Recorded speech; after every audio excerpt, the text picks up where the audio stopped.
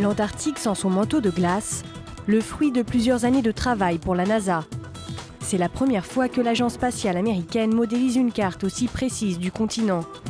But de l'opération, étudier l'impact du réchauffement climatique et la montée des eaux. La glace s'est accumulée pendant des millions d'années. À certains endroits, elle atteint plus de 4500 mètres d'épaisseur, les 3/4 de l'eau douce de la planète.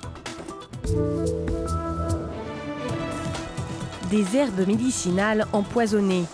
Dans son dernier rapport, Greenpeace pointe du doigt l'agriculture industrielle et l'impact des pesticides sur les herbes chinoises. Certains taux sont des centaines de fois supérieurs aux normes de sécurité alimentaire appliquées en Europe. Une exposition susceptible d'entraîner des troubles hormonaux, reproductifs et cognitifs. Utilisées pour leurs vertus thérapeutiques, les herbes médicinales sont traditionnellement très consommées en Chine, mais aussi à travers le monde.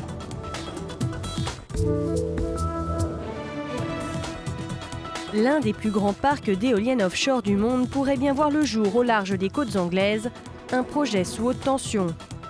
Les investisseurs mettent en avant les retombées économiques et environnementales, mais les habitants s'inquiètent et craignent des conséquences négatives sur le tourisme, principal moteur de l'économie locale.